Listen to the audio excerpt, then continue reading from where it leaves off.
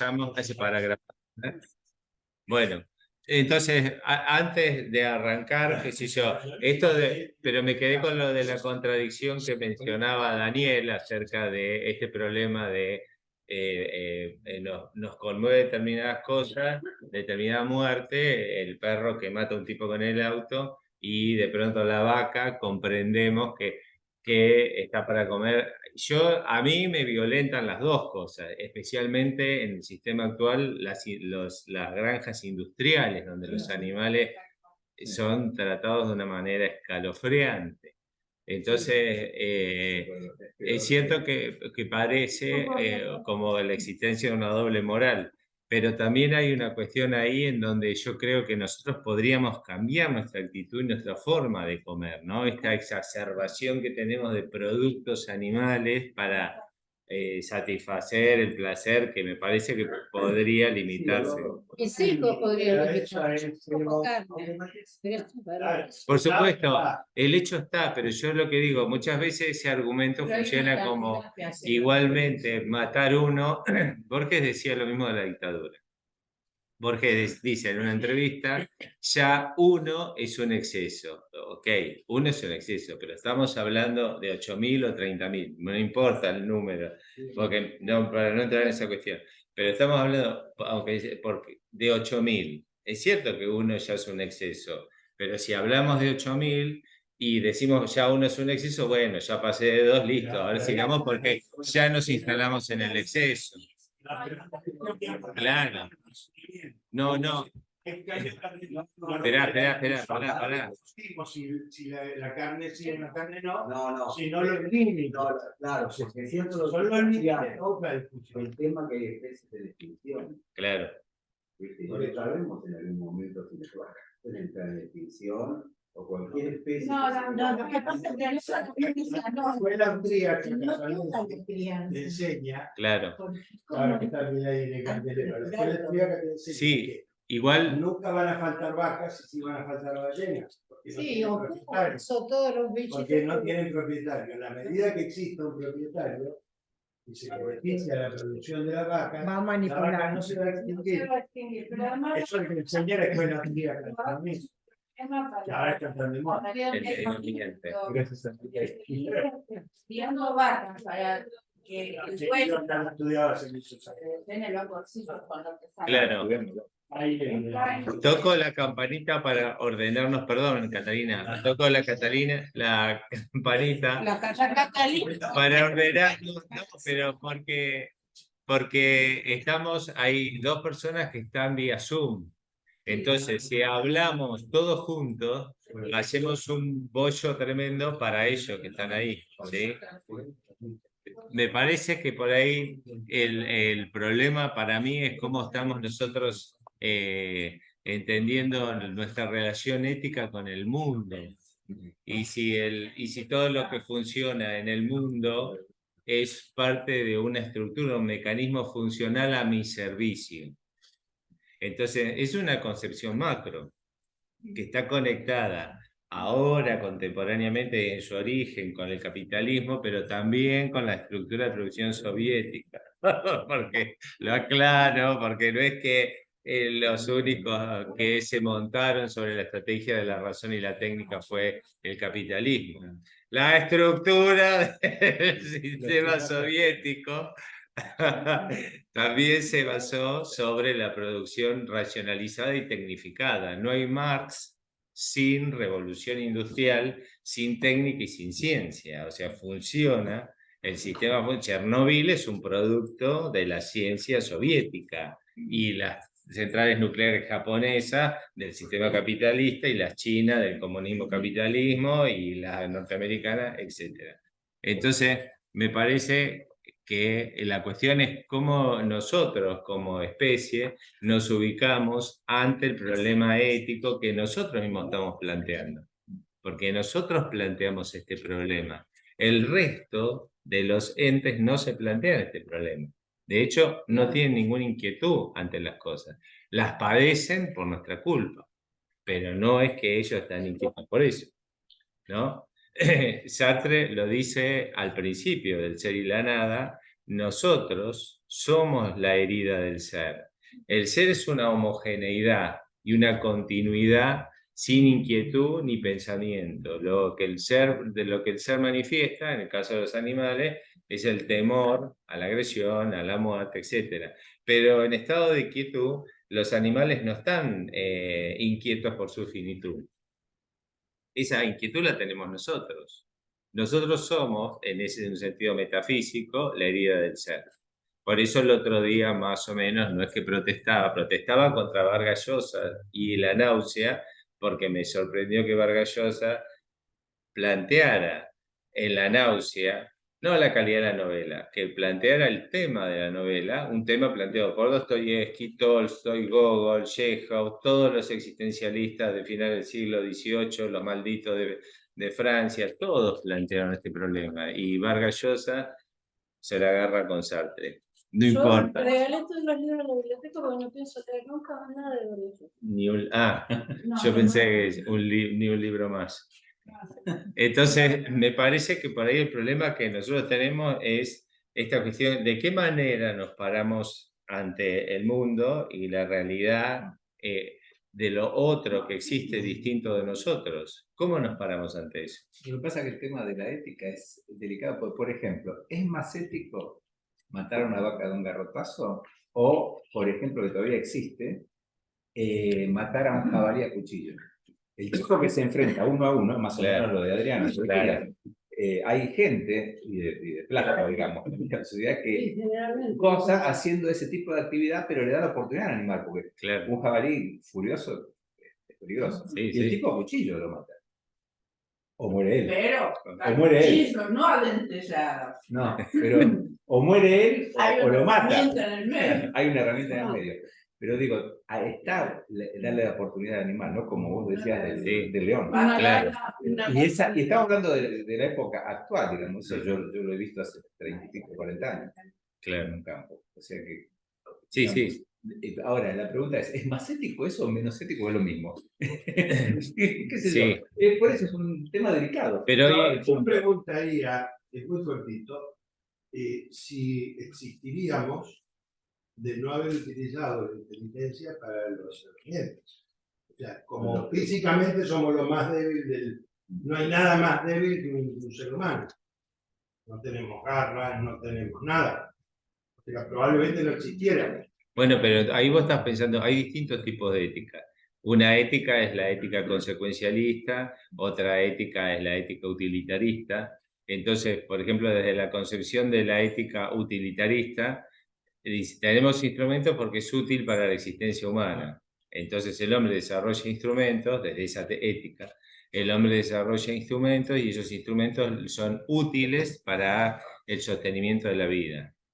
Perfecto, pero en el juego macro de esta especie, nosotros en relación con las otras especies, nosotros participamos, pensándolo desde Sartre, de esa herida del ser que somos, nosotros somos lo distinto. Nosotros asumimos que todo es la realidad de nuestro antropocentrismo, pero los distintos somos nosotros. Lo que está afuera es lo que es auténtico y natural. Pero nosotros en nuestra construcción antropocéntrica creemos que la realidad del mundo es la realidad nuestra, porque nosotros somos los que lo decimos. Nietzsche se burla de esta razón antropocéntrica y dice que el mosquito que sobrevuela ahora sobre la mesa y nos mira desde arriba, experimenta el mismo patos, o sea, la misma emoción que nosotros y se siente el centro del universo, tal cual como nosotros. O sea, nosotros creemos que tenemos por nuestra... Igual no voy a entrar acá en esto, ¿no? Porque me parece... Ganamos la guerra. Cuando la ganaron en la película esa de los Los monos. Los monos, ¿no? Cuando ganaron ellos, ganaron ellos. Ah, sí. Realmente la ganamos nosotros. Con los caninos, Cuando decimos salimos enfrentando con un animal, con un cuchillo en la mano, entonces igualamos las diferencias físicas que hay. Pero ¿quién elige el enfrentamiento? ¿El animal, no? No, El equipo nosotros. claro. hay que realmente, digamos, yo no estoy hablando de la antigüedad, donde probablemente en las cavernas tenían que defenderse porque era poder sobrevivir. Pero ahora para poder sobrevivir no necesitamos ni enfrentarnos a un león, ni salir a cazar un elefante. Claro. Eso lo decidimos nosotros. Sí. Hay una diferencia. No, por es animal que nos viene a buscar. No. Bueno, que se vuelve un dogo que se vuelve. El tema de la ética, el problema es que si nosotros pudiésemos decir, bueno, hay una ética específica que guía, pero no, hay tanta diversidad de éticas como filosofías, como teorías de toda naturaleza. Así que nosotros estamos ahí en ese problema de tener que decidir, que se llama precisamente libertad, ¿no? Ese es el problema. O sea, que tenemos esta posibilidad, diría Kant, que nos determina, nos posibilita, pero nos limita también. Esa es la condición de nuestra libertad. En el reino, él llama en el reino de la libertad, lo que opera es la voluntad del sujeto. Y puede operar desde cualquier tipo de voluntad, de la buena o la mala voluntad. Se atiene o no al registro racional. Pero como todo evento humano, los registros racionales, incluidos los de Kant, también se permiten entrar en situaciones de pasarse, justificando desde la razón, cometer cualquier clase de despropósito y de destrucción, ¿no es cierto? Cualquier tipo de mal, porque puede justificarse como bien desde la razón. Como desde cualquier otro lugar, puede justificarse como bien. Es el problema que nosotros hoy tenemos con la posverdad y esta cuestión en la que todo es corriente de palabras, ¿no? Fluido de palabras, construcción del discurso que en función del interés que yo tenga lo oriento hacia un determinado objeto, lo justifico, lo construyo, lo doy a entender, etc. Como decía alguien, si el relato, si la realidad no coincide con mi relato, peor para la realidad. Claro, eso vale, en general ocurrió desde siempre, si nosotros lo podemos pensar con los antiguos sofistas. Los sofistas en la antigua Grecia aparecen como esta cuestión. Cuando Atenas se convierte en una polis muy rica, la más rica del Mediterráneo, entonces hay una disputa, tal cual hoy, por ver quién administra la ciudad, ¿no? Porque manejar la palanca de la ciudad era enriquecerse, tal cual ahora. No cambió nada, como ahora. Entonces, pero el problema con decir la naturaleza humana pareciera que hay una condición per se que es inmodificable. Y Sócrates dijo, no es inmodificable, el hombre decide cuál es la dirección. No es que hay una naturaleza, yo no podré... Entonces aparecen los sofistas que dicen, bueno, ellos los sofistas observaron, están las clases ricas atenienses que llegan a la administración de la ciudad. Son los jueces de la ciudad, son los administradores que forman parte del consejo. Y después está el resto del pueblo que no va a llegar a esas condiciones, y entre las clases ricas de atenienses van a llegar a los puestos políticos aquellos que tengan una capacidad retórica. La retórica es el origen de las ciencias jurídicas.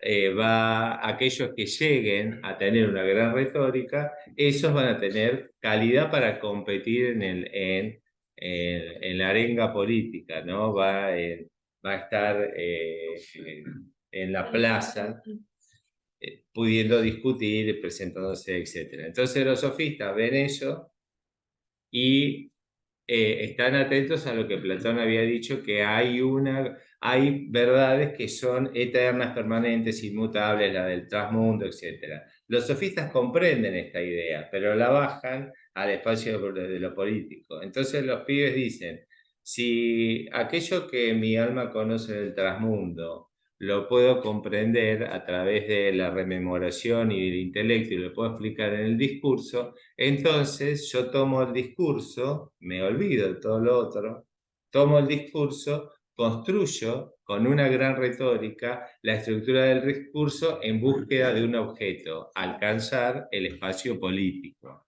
¿A quién se lo voy a entregar? ¿A los muertos de hambre del pueblo? No, porque estos pibes no me convienen. las clases atenienses ricas tienen sus hijos que pueden participar en la contienda política. Entonces ellos les cobraban a los ricos para entrenar a sus hijos eran expertos retóricos y entraban en la carrera política, eran los jueces de la ciudad, etc. Los sofistas, ¿qué decían? Ellos decían, la verdad es la medida de cada hombre.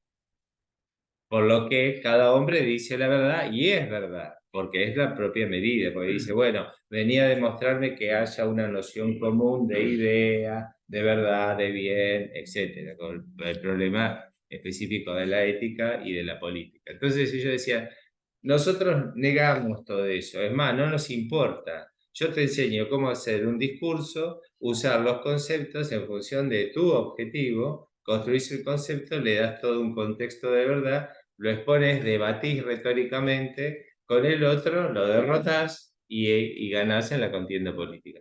Esos son los sofistas de la antigua Grecia, eso es el sofismo. Eso están haciendo un chiste acá de la Facultad de Derecho. En el centro de Buenos Aires, el arte de la oratoria. El arte de la oratoria. Pero digamos, la oratoria es distinta a la retórica, porque en la oratoria lo que entra es la calidad de la forma de exponer y con una calidad académica, etc. La retórica no necesariamente tiene que tener una gran calidad oratoria, tiene que tener buenos recursos. Claro, que funcionen como estructuras argumentales. Esas estructuras argumentales pueden ser válidas o pueden ser falacias, pero en el contexto completo. Estoy explicando lo que nosotros lo escuchamos mil veces. Acá estoy explicando algo que escuchamos los políticos y las políticas que hablan y hablan y hablan y tienen estructuras y recursos. Son expertos.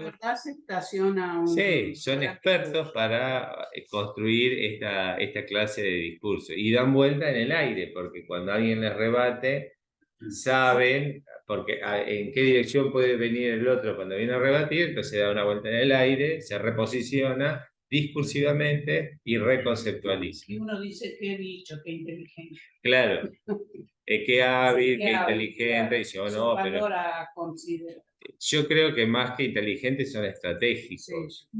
Entonces, eso es una cosa distinta de la condición de la inteligencia, pero bueno, tiene un valor estratégico y una habilidad en eso.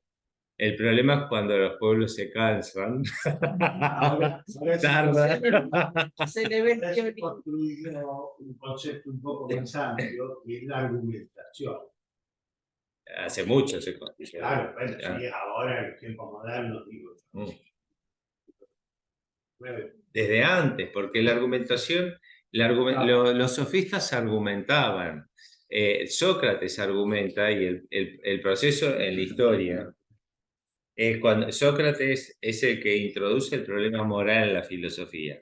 Hasta Sócrates la filosofía venía pensando en estos términos de el devenir o la identidad, esta cuestión que vos llamás la ley de la guerra, el devenir, y entonces se preocupaba más los llaman también filósofos materialistas porque se ocupaban más de la materia, entre ellos aparecen los atomistas.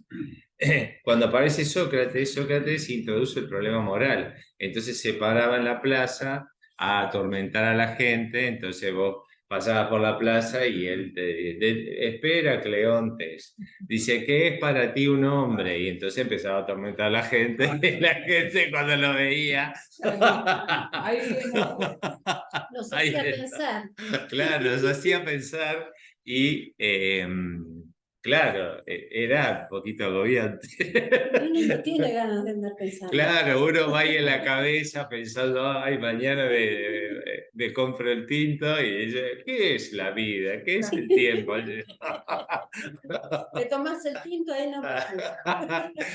Entonces, él pensando que aumentó el kilo de tomate. Claro, no compro tomate, está caro. Entonces, él decía, bueno, ¿qué es el hombre? Y por ahí nosotros por ahí le contestaríamos, un animal racional. Entonces quiere decir que un hombre que no piensa como piensas tú es un animal, no es un hombre. No, es también un hombre. Bueno, pero entonces ¿en qué sentido es un hombre? Y empezaba todo un proceso de análisis conceptual que es la dialéctica, en donde Sócrates orientaba al interrogado hacia un determinado lugar para llegar a determinado concepto. Entonces, el otro arribaba a ese concepto guiado por Sócrates. Él lo llamaba mayéutica, que viene de la palabra partera, porque la madre de Sócrates era partera, y él decía que era un partero que hacía dar a luz las ideas que los hombres conocían y que tenían que descifrar en el proceso dialéctico. En este entramado tiene como discípulo a Platón, y Platón sigue con el proceso dialéctico, el mismo proceso para llegar a descubrir los conceptos de verdad por reminiscencia. Mi alma los conoció, el alma de todos nosotros, el transmundo, y después lo que hacemos es recordar. Ese proceso dialéctico, mayéutica en Sócrates, y después más más afinado en Platón, llega a ser después el método de la argumentación, en donde en la arenga política se discutía a través de este proceso dialéctico y se llegaba a determinadas conclusiones que el que expone va hacia ahí desde el principio, argumenta desde el principio para llegar ahí. A lo largo de los siglos aparece en la antigua Roma Agustín, el San Agustín, que es un abogado, digamos, de la época. Agustín en el siglo V después de Cristo, ya con la crisis del mundo antiguo, se especializa en la retórica.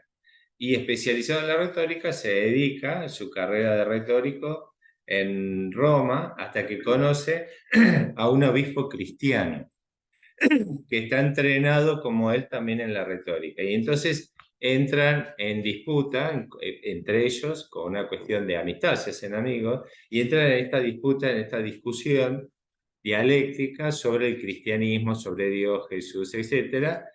El obispo, mucho más entrenado que Agustín, es el que finalmente lo derrota en la disputa. Y ahí Agustín se hace cristiano. No solamente por esto, Agustín tenía, su madre era cristiana, su padre no, era un romano pagano, pero algo ya tenía en su historia del cristianismo.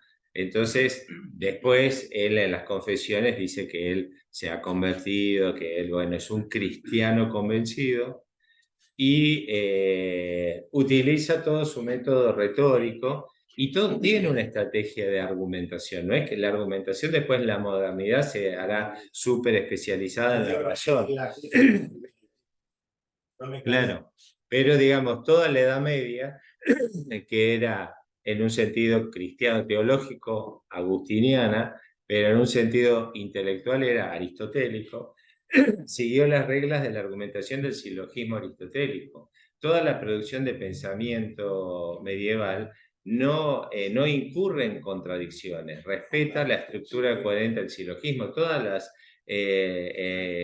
Tomás de Aquino, otro santo, o convertido por la iglesia, más que santo, pero bueno, la iglesia se quedó santo.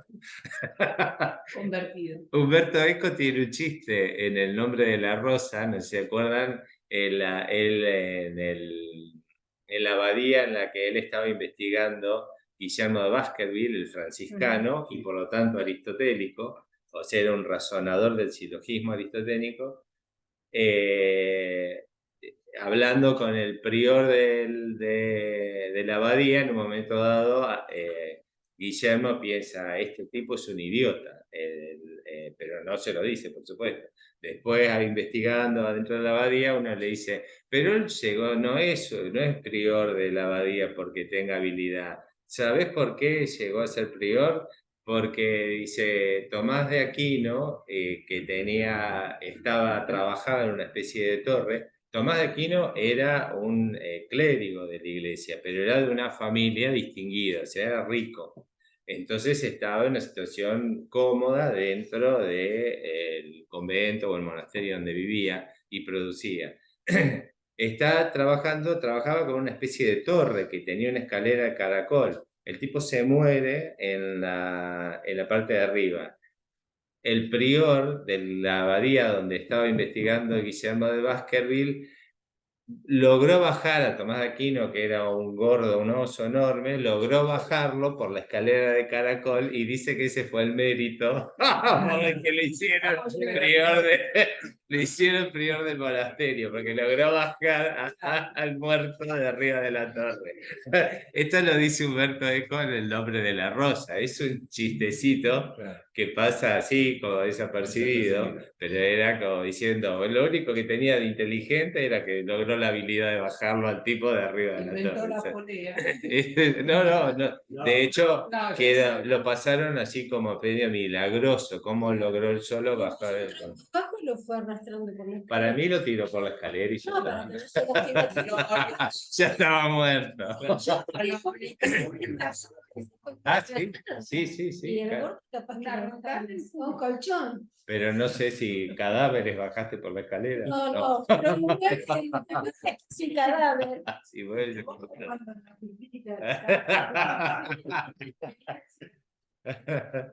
Bueno, ahí Celina no se pudo quedar, pero nos trajo, ¿se acuerdan que ella el otro día habló de los sí. prolegómenos que tuvo que ver en la escuela? Los prolegómenos es una obra que Kant escribe. Hoy traje la crítica de la razón. Este es uno de los tomos de la crítica, son dos.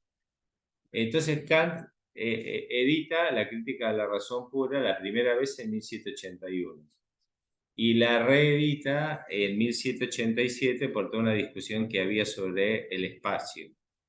Entonces, la gente lo estaba leyendo, en el libro de los últimos días de Kant aparece esta cuestión de que Königsberg entero sabía quién era Kant. Sí. ¿No? O sea, Kant caminaba por la calle y la gente lo reconocía. Había gente que lo leía, no sé en qué medida, pero lo que había masivamente era dificultad para entender de lo que él hablaba. Entonces agarró y escribió este libro, Los Prolegómenos, que es como una especie de querría significar introducción a los problemas propuestos en la razón pura, en la crítica de la razón pura. Esto intentaba agilizar y en realidad complicó más todavía la cosa. ¿Cómo El explicar pibe- un mal chiste? el Claro, ¿qué pibe quiere lo decir quiso. prolegón? Pro es antes de, Prolegón. pero Sí, es una introducción a un problema específico. Entonces, como diciendo, bueno, voy a hacer una introducción para allanar la cuestión, para que en líneas generales se entienda qué es lo que la crítica quería decir. Después se la pasaba explicando qué quería decir en los prolegómenos y ahora tenía dos problemas. Los prolegómenos y la crítica de la razón. Claro. a veces se tienen problemas. Pero, digamos, el punto en la crítica es que Kant está diciendo, o sea, como de una forma esquemática, yo adelanto lo que es la conclusión de la crítica. Lo que Kant está diciendo es que finalmente hay una conciencia que puede sintetizar la experiencia del mundo y que esa conciencia es además autoconsciente, es decir, sabe que está haciendo ese proceso de síntesis.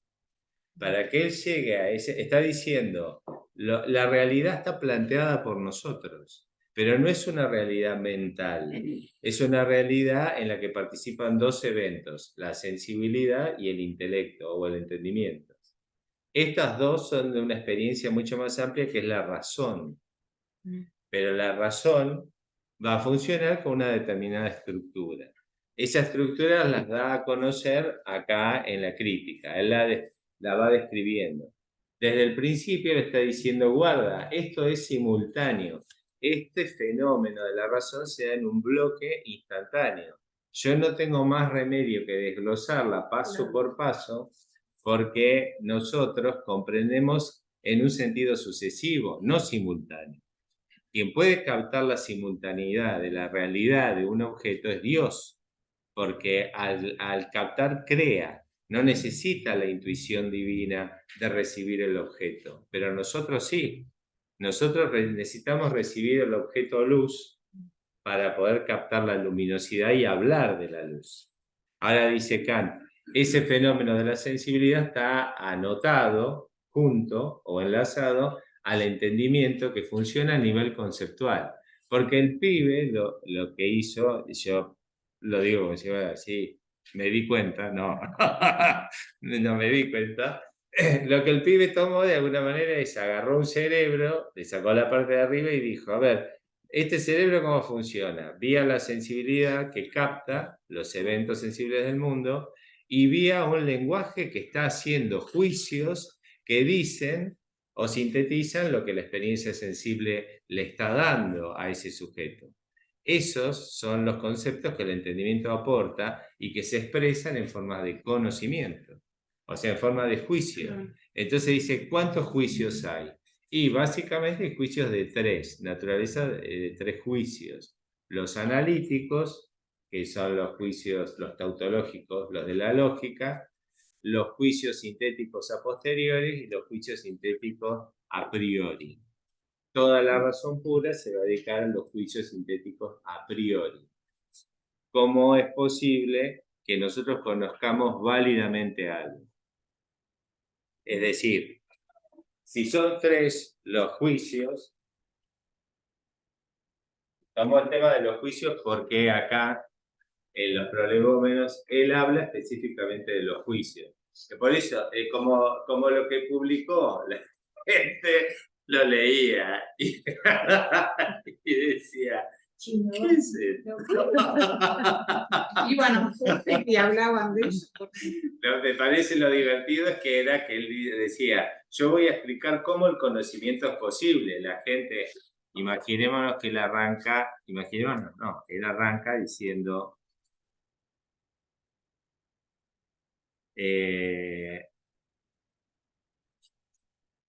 del espacio. Mediante el sentido externo, propiedad de nuestro espíritu, nos representamos objetos exteriores a nosotros y como reunidos en el espacio.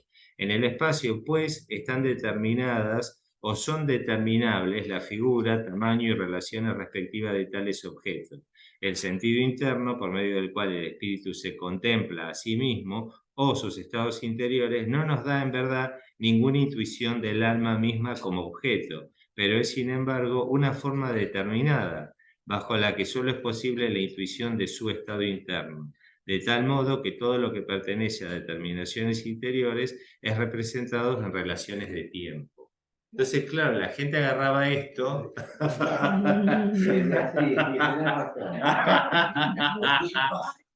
Y claro, decían, por eso, Con la vela en la claro, por eso es célibe, decía la gente. No hay forma. Así no convence a ninguno. Claro, entonces los prolegómenos, está claro hasta acá que lo que el tipo dice es, si nosotros queremos conocer el mundo, primero agarramos el ántropo y miramos qué hace el ántropo. El ántropo observa el mundo, recibe las intuiciones directas del mundo, es decir, lo que percibe a través de la percepción, él lo llama sensibilidad. ¿Y qué aporta el ántropo? Además de esta capacidad pasiva de percibir, aporta conceptos. Esos conceptos construyen el conocimiento. Él dice, ¿cómo sé que aporta conceptos? Porque si yo digo, el día es luminoso, estoy haciendo una estructura gramatical, que es un juicio en un sentido lógico. El día es luminoso. Hay un sujeto y hay un predicado. Y hay un enlace entre el sujeto y el predicado. Gramaticalmente, el enlace es el verbo conjugado, es el es, ¿no? Ahora él dice, todos los conocimientos se expresan como juicios. Entonces busca cuántos tipos de juicios hay. Y hay tres tipos de juicios. Los analíticos. Los analíticos, en la lógica formal, A es igual a A, pero es todo aquellos juicios en donde lo que dice el predicado ya está entendido en el sujeto. Obviedades, digamos. Sí. No, pero ojo porque las obviedades es lo más difícil de explicar. Bueno. Claro, porque la filosofía se puede definir como esta búsqueda de comprensión de la obviedad. Porque cada vez que nosotros hablamos de un conocimiento que es verdadero, decimos, la matemática es un conocimiento verdadero, la geometría es un conocimiento verdadero, entonces enseguida te dicen, bueno, pero la matemática no cuestiona por qué son necesarios los axiomas o los principios. ¿Cuál es el fundamento de esos axiomas o principios? La matemática no está planteándose, bueno, pero ¿cuál es la fundamentación? Arranca de ahí. Y sin embargo, todo lo que decimos después es verdadero, pero el fundamento no está comprobado. ¿Sí? Entonces él dice, si yo digo el triángulo es una figura, ya está entendido en el predicado figura que el sujeto triángulo va a estar dentro del predicado. O sea, esto ya tiene un enlace, hay un enlace entre sujeto y predicado, y sería un enlace necesario porque está comprendido dentro. Esto y esto son relacionables entre sí. En última instancia, lo que Kant está diciendo, ¿cuál es el enlace que puede justificar que lo que yo digo del mundo es válido? Por ejemplo, todos los cuerpos caen con una aceleración de 9,81 metros por segundo al cuadrado. Newton, el gran problema de la época, como 9,81 metros por segundo al cuadrado, que es el predicado, está comprendido en cuerpo. ¿Por qué? ¿Cuál es la relación entre el cuerpo y los 9,81 metros por segundo al cuadrado? No sé si se entiende el problema. Porque plantado en este problema es el donde él encuentra la solución. ¿Sí? Es lo que quiere demostrar, ¿no? Claro. Claro, pero digamos, lo que él quiere demostrar es cómo puede ser que este lazo sea válido. Si todo lo que nosotros decimos del mundo, los conocimientos que tenemos son juicios, hay que demostrar cómo el enlace entre el predicado y el sujeto está validado. En los juicios analíticos no hay problema, porque A es igual a A, es decir, los triángulos son figuras. Figura está incluida en la noción de triángulo, porque el triángulo es una figura, se define conceptualmente como eso. Ese sería un analítico a priori. Este es un analítico, todos los analíticos son a priori, responden a las leyes de la lógica. Es lo que hacemos con el tiempo. El agua hierve a 100 grados, Claro. a 100 grados estoy viendo. El problema con los juicios analíticos es que no agregan conocimiento, no agregan otra cosa. No salgo de A es igual a A, claro. Y parte metafísicamente de la idea de Parménides. Hay una identidad del ser. Lo